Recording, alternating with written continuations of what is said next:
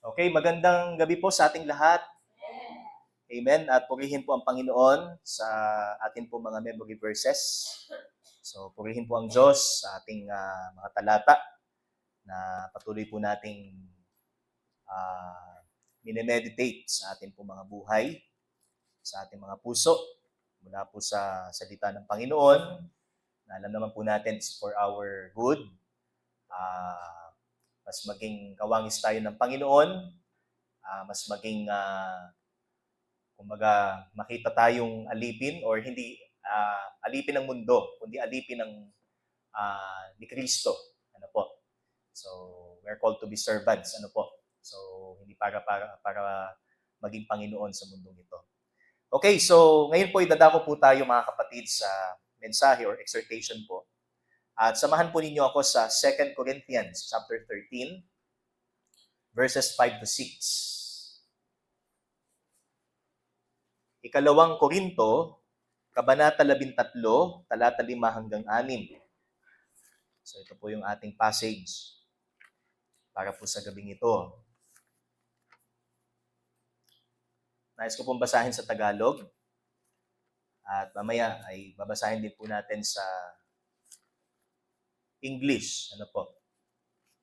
So 2 Corinthians chapter 13 verses 5 to 6.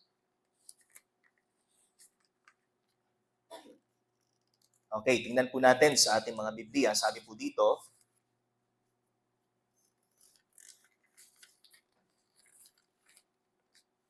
sabihin ko po sa Tagalog, subukin ninyo ang inyong mga sarili kung kayo'y namumuhay ayon sa pananampalataya.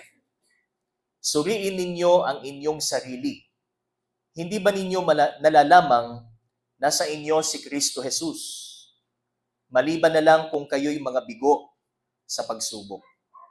Umaasa akong makikita rin ninyo na hindi kami bigo. Purihin po ang Panginoon. Tayo po'y manalangin.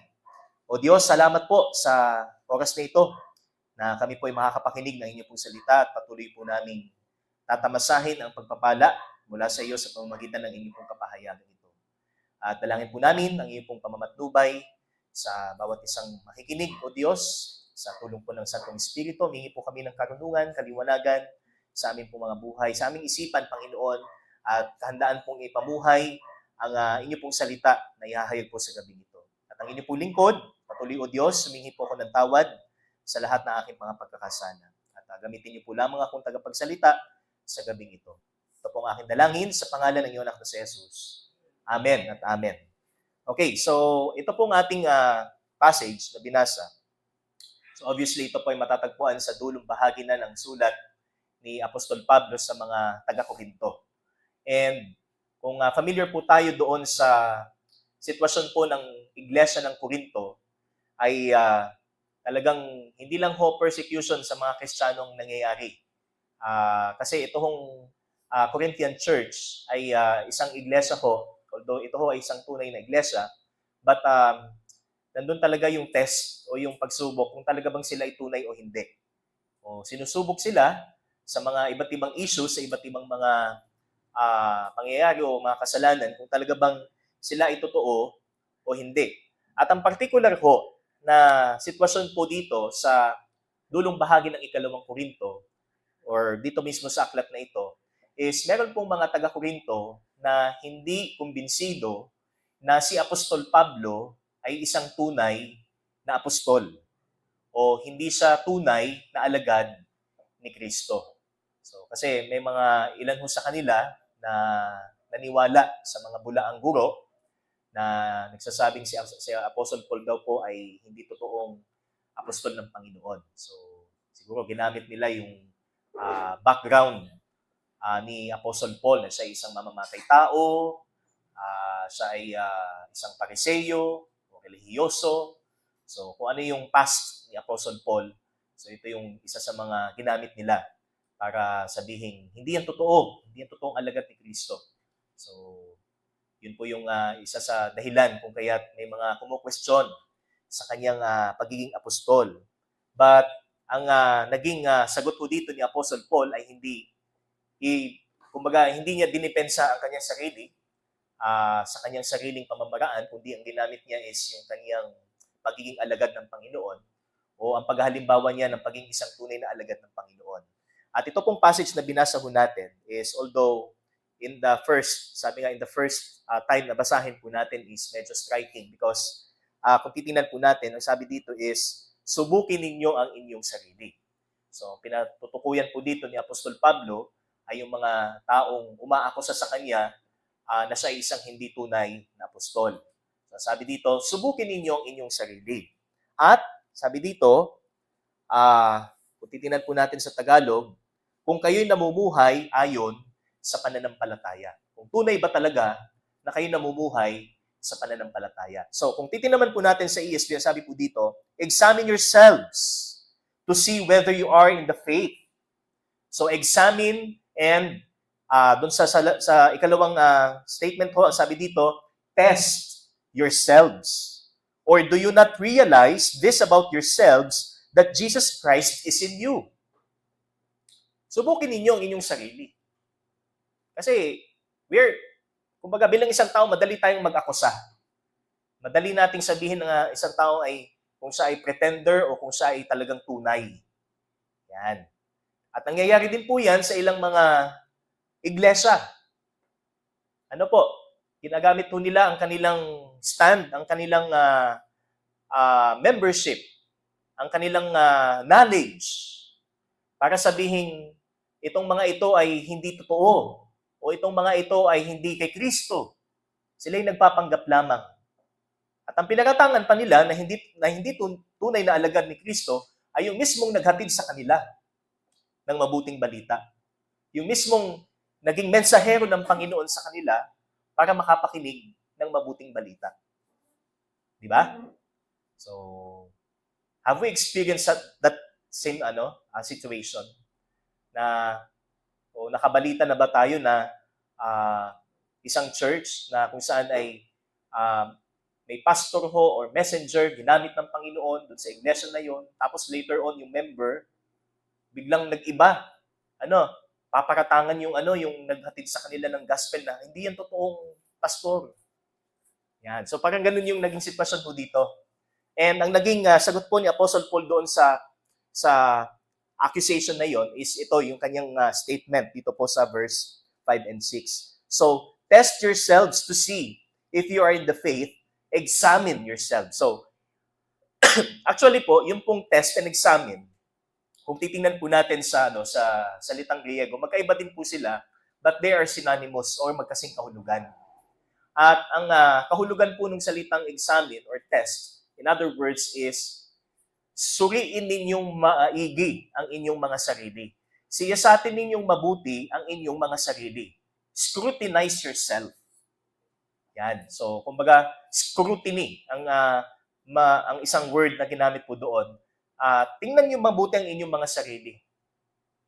I-check niyo mabuti ang inyong mga sarili. Kung kayo ba'y talaga nasa pananampalataya. So, if there's something, sabi nga, na hindi kayo nasa pananampalataya, then you have the reason to accuse me. To say na ako ay hindi isang tunay na apostol. Sapagkat ang mensaheng hinahatid ko sa inyo ay galing kay Kristo.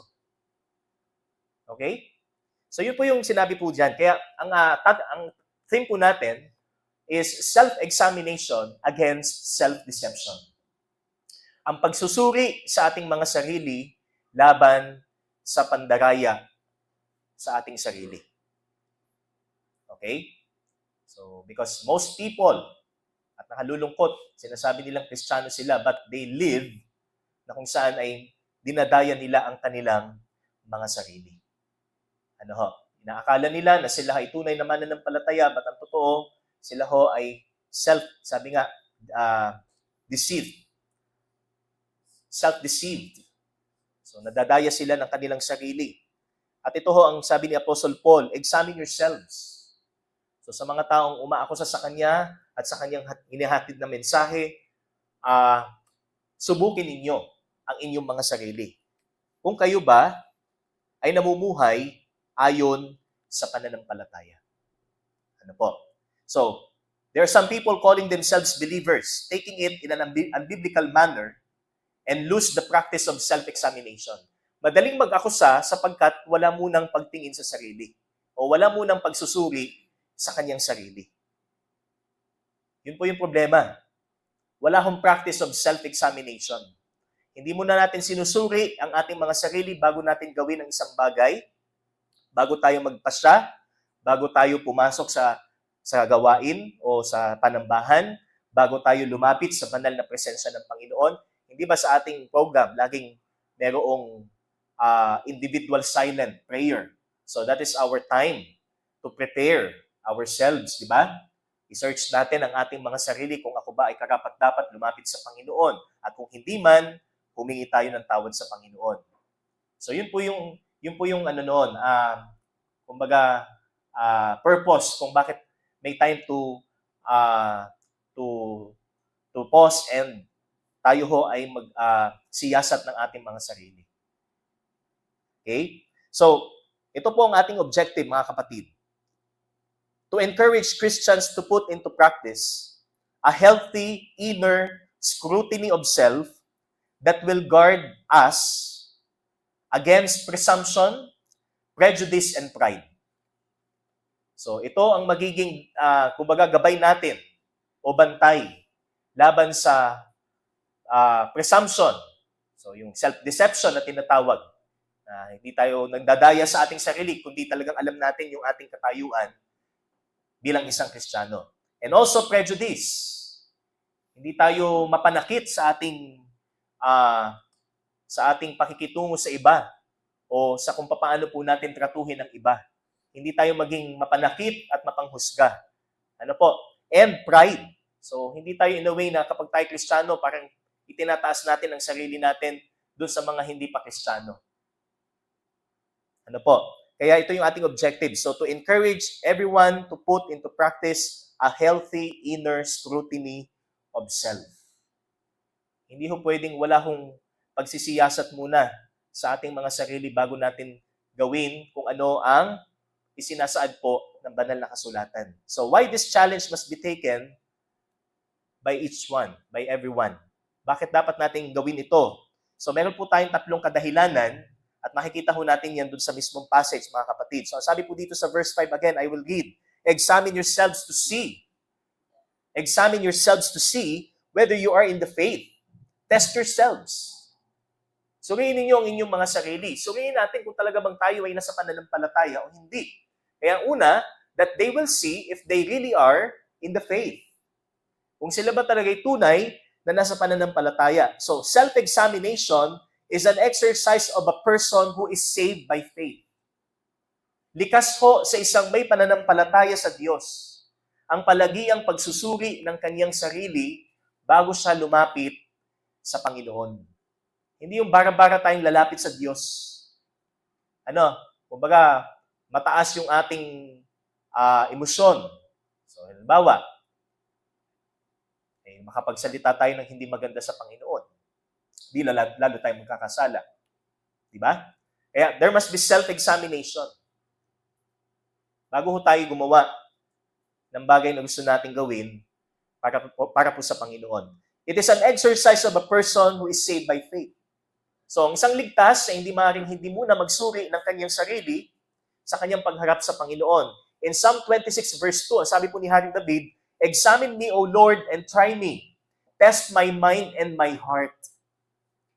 Suriin mo, Diyos, O Panginoon, ang aking isip at ang aking puso. Subukin mo ako, Panginoon. Sinabi po niya in Psalm 139:23 and 24, Search me, O God, and know my heart. Alamin mo ang aking puso, siyasatin mo, O Diyos, ang aking sarili. Try me and know my anxious thoughts. It doesn't mean that God doesn't know our anxieties. Hindi ibig sabihin, hindi alam ng Diyos yan. Ito ay pagpapakita ng ating kababaang loob, pagpapasakop sa Panginoon,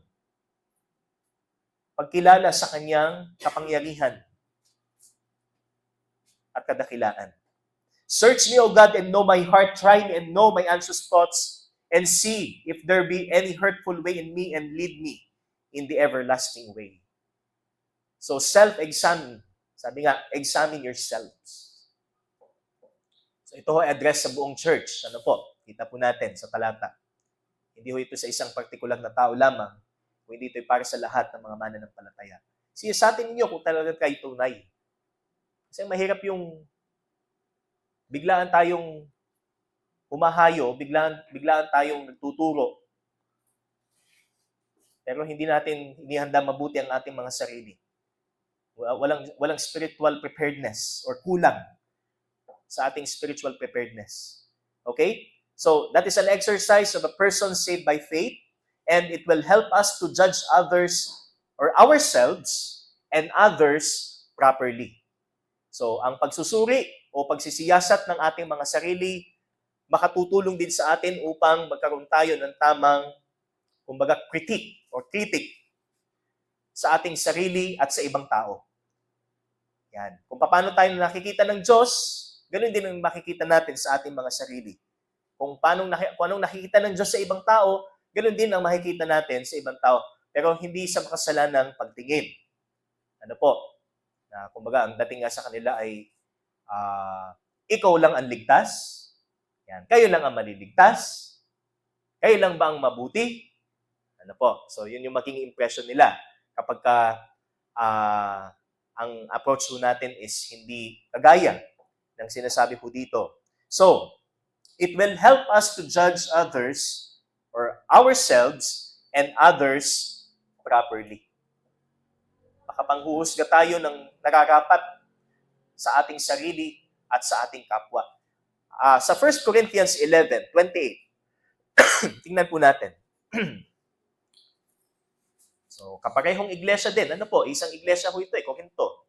1 Corinthians. So, ang issue naman po dito is tungkol ho sa banal na hapunan. So, meron pong mga nag-o-observe ho na hindi karapat-dapat. Ano po? Dito po sa bahaging ito. 1 Corinthians 11:28, 29, 31, and 32. Tingnan po natin. Sabi po dito, basahin ko po sa Tagalog. Kaya't dapat siyasatin ng tao ang kanyang sarili bago siya kumain ng tinapay at uminom sa kopa. So, hindi ho basta-basta ho yung ating ordinansa, mga kapatid. Bukod sa dapat siya ay isang mananampalataya, kailangan niyang ihandang mabuti ang kanyang sarili sapagkat ito'y banal na hapunan. Ito'y banal na seremonya. Ano po? So, sabi dyan, siyasatin muna ang kanyang sarili bago kumain at uminom. Sapagkat ang sino mang kumakain at umiinom nang hindi kinikilala ang kahalagahan ng katawan ng Panginoon ay kumakain at umiinom ng kahatulan laban sa kanyang sarili. So, this is an unworthy partaking. Kapag hindi natin sineryoso ang instruction po ng Biblia, kapag tayo ho ay nabibigyan ng pagkakataong makiisa sa ating Lord's table or sa ating Lord's Supper, sabi dito. So tayo kumakain at umiinom ng kahatulan. We judge ourselves. Verse 31, kung sisiyasatin natin ang ating sarili, hindi tayo hahatulan ng Panginoon, ngunit hinahatulan tayo ng Panginoon dahil itinutuwid niya tayo upang hindi tayo maparusahang kasama ng sanlibutan. So that is, kumbaga ang tawag natin dito, ito ho ay hindi lang sa necessity. Sadyang ito ho ay kailangan o hindi maaaring wala ho sa atin. Okay? Kumbaga ang tawag natin dyan ay mandato. Mandatory ho sa buhay ng isang Kristiyanong suriin niya ang kanyang sarili bago niya gawin ang kalooban ng Diyos. Bago niya gawin ang sa tingin niya ay kalooban ng Diyos. Siyempre, hindi ho kalooban ng Panginoon, akusahan natin ang ating kapwa, mananampalataya. Kasi ito po yung naging, ito po yung naging issue ho doon eh. So, kinu-question nila si Apostol Pablo sa kanyang pagiging alagad. Samantalang si Apostol Pablo ang nagatid sa kanila ng gospel, kaya sila napabilang sa iglesia. Di ba? So, hindi ho kalooban ng Diyos na akusahan natin ang isa't isa. Sa halip, suriin muna natin ang ating mga sarili. Kaya this is a test of faith's genuineness. Self-examination is a test of faith's genuineness. We are not called nor taught by God to examine others' faith as if they are genuine or not, but ours first. Tayo muna, bago yung iba. Huwag tayong masyadong nakikialam sa kaligtasan ng iba. Ang kaligtasan ho'y sa Diyos. Tayo ho ay ginagamit lang ng Panginoon para sa kanila. Pero yung papakialaman natin kung sila ba'y ligtas o hindi, anong ibig sabihin? Ikaw muna. Siyasatin mo muna ang iyong puso kung talaga bang ikaw ay nasa pananampalataya, kung tunay bang ikaw ay na kay Kristo. Kung tunay bang ikaw ay nasa pananampalataya. Amen? So that is the number one, self-examination. That they will see if they really are in the faith para makita natin talaga kung ako ba talaga ay ligtas o hindi. Ako ba talaga ay nasa pananampalataya o hindi. So yung faith ho dito, mga kapatid, this is not a subjective faith. Which is yung belief na tinatawag, or believe. Kundi yung tinatawag nating katotohanan. In the faith kasi. So with a definite article, ang tinutukoy po ditong pananampalataya is yung katotohanan na ating isinishare. Yung katotohanan ng ating sinasampalatayanan at pinaninindigan. Yun po yun. Objective. Yun po yun. So, number 2. Ituloy po natin ang verse 5. Ang sabi dyan, test yourselves, or do you not realize this about yourselves, that Jesus Christ is in you? So, tingnan natin mabuti yung talata. Sabi dito, or do you not realize this about yourselves? Hindi ba ninyo napatuntunayan? Sabi dyan. So, sa Tagalog nga po, aking titingnan. Para malinaw. Okay. Suriin ninyo ang inyong sarili. Hindi ba ninyo nalalamang nasa inyo si Kristo Jesus? So, hindi ibig sabihin, kino-question ho dito ni Apostol Pablo ang kanilang kaligtasan. Sa halip, kumbaga, sinusuportahan niya. Kumbaga, sinasang-ayunan niya na itong mga taong ito, itong sinulatan niyang ito, ay mga ligtas. Kabaligtaran ng ginawa ng mga taga-Korinto sa kanya. Napansin niyo po? So number 2, that they will recognize Jesus is in them. Kasi kung ikaw ay nabubuhay sa pag-aakusa, kung ikaw ay nabubuhay sa panghuhusga, pinagmamalaki mong ikaw ay ligtas at ang iba'y hindi. Teka muna. Ang sabi ni Apostol Pablo, tingnan mo muna ang iyong sarili. Suriin mo muna ang iyong sarili kung talaga bang si Jesus ay nasa inyo. Pero dito po, sa statement po ni Apostol Pablo, makikita ho natin, hindi ho niya kini-question ang kaligtasan ng mga taga-Korinto, kundi, alam niyo po, ang tawag dito ay rhetorical question. Hindi ho humingi ng sagot si Apostol Pablo kung talaga bang sila ay ligtas o hindi. Kundi, sigurado ho si Apostol Pablo sa kanilang kaligtasan. Nasa inyong Panginoong Jesus.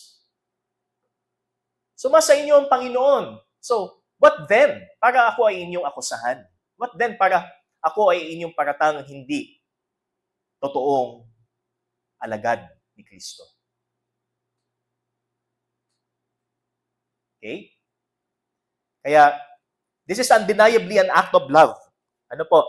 And these Corinthian believers accused him of being a false apostle, but he challenged them to examine themselves that they will see the genuineness of their salvation in Jesus, which indicate Apostle Paul's genuine calling. So, kapag nakita nila na, totoo nga, nasa amin ang Panginoon. So, ibig sabihin, mali ang kanilang akusasyon. Kasi, ang nangaral sa kanila ay isang tunay na alagad ni Kristo. Okay? So, doon nila mapagtatanto na, mali pala. Nadaya pala kami. So, examine yourselves. Suriin yung mabuti yung mga sarili kasi ito yung problema eh. Yung bang ang tawag ho natin ay nakangalaho sa nangangaral po ng salita ng Panginoon without examining themselves. Excuse me.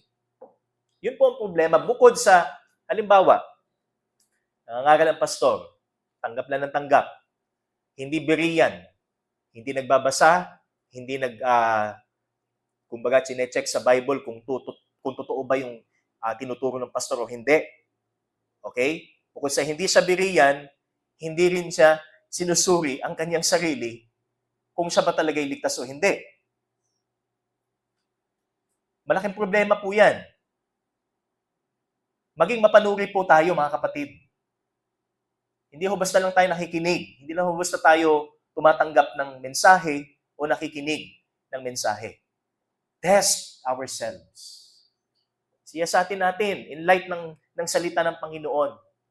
Panginoon, sa narinig ko pong mensahe, nalaman ko po, ako pala hindi paligtas. Gospel.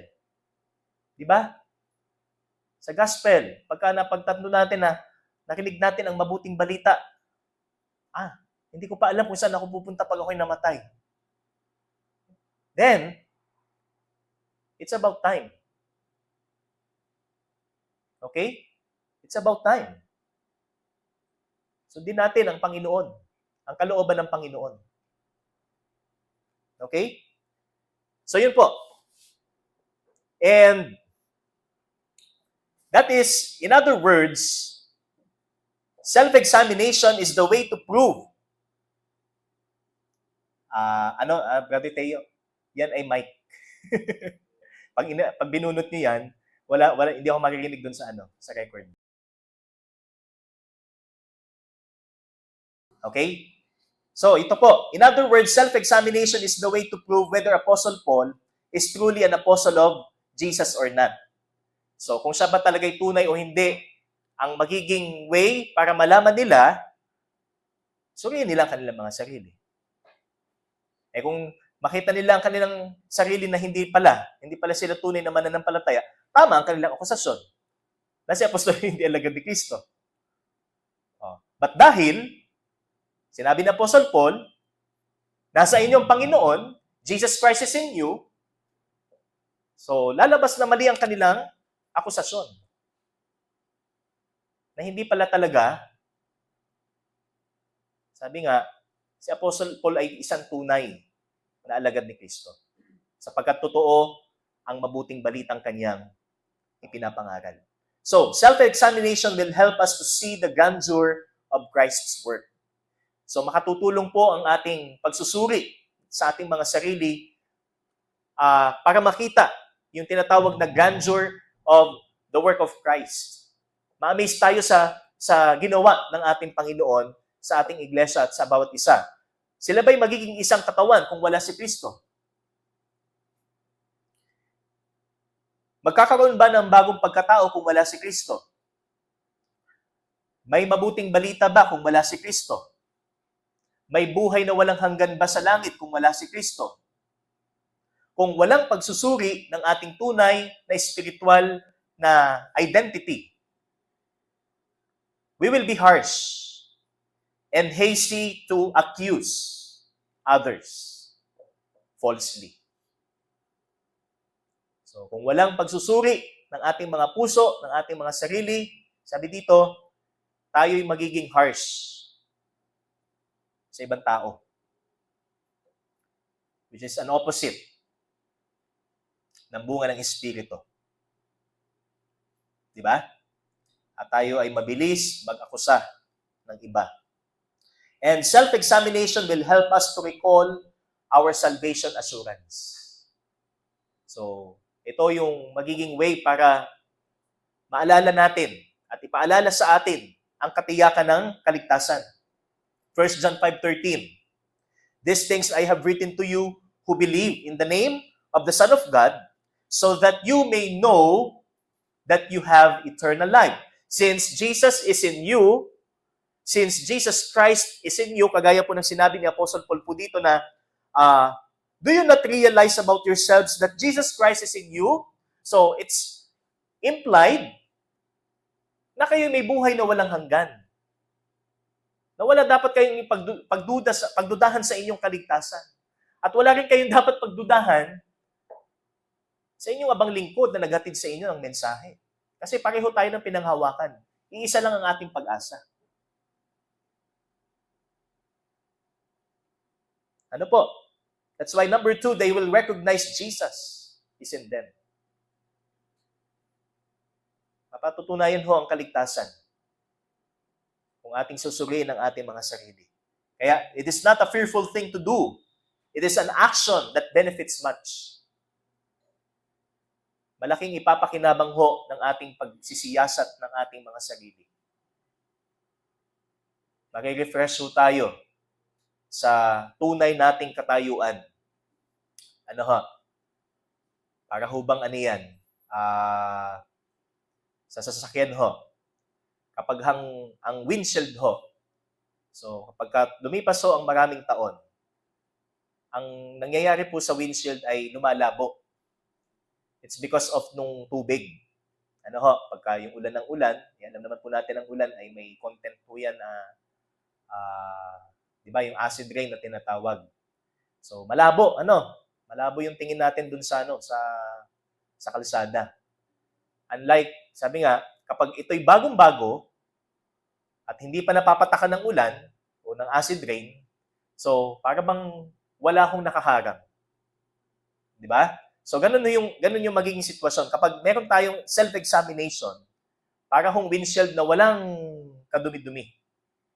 Kung paano natin makikita yung tunay nating sitwasyon bilang isang Kristiyano. Yung pag-asa ho na meron po tayo. Amen po ba? Kaya mahalaga ho. So we must comply. Sa sinabi ho ng Bible, let us examine ourselves. Not in a negative sense, na sa part ho natin bilang isang ligtas. Okay? But positively, mas ma-appreciate natin ang kaligtasan at maitama ho ang ating judgment sa ating sarili at sa ibang tao. And lastly, number 3, that they will realize their sins and repent. Sabi po dito sa verse 5 and 6, unless indeed you fail to meet the test. So unless indeed, sabi dito, mapwera lang na hindi kayo tunay na pumasa sa pagsusulit. Okay? So again, should others fail the test, Apostle Paul's testimony will be a call for them to know Christ and believe in Him. And it might be God's way for you to know that you are not really saved. So para naman sa mga taong nakarinig ng mensahe at napatunayang hindi sila ligtas nung kanilang suriin ng kanilang mga sarili, it's about time na tanggapin nila ang salita ng kaligtasan. Okay? So, para po ito dun sa mga taong hindi tunay na nakakilala sa Panginoon. But in this case, makikita ho natin, they are all saved. That's why, examine yourselves. Yaman kayo ay tunay na Kristiyano. But it applies sa lahat ng tao. Sa isang hindi ligtas, kung mapakinggan niya ang gospel, he needs to examine himself kung siya ba talaga ay tunay na kay Kristo o hindi. Kaya ang conclusion po natin, saved or not, self-examination is important. Saved or not, self-examination is important. Tayo po'y manalangin. O Diyos, salamat sa iyong salita. Salamat po sa pagtuturo po ninyo sa amin the necessity to examine ourselves upang ma-appreciate naming lubos ang kaligtasan. At sa mga hindi ligtas, ito naman ay pagpapaalala ng inyong pagliligtas, Panginoon. Which is grace, Panginoon, biyaya para po sa bawat isa. Salamat po muli. Ito pong aming dalangin sa pangalan ng iyong anak na si Jesus. Amen at amen. Sa Diyos po ang kapurihan.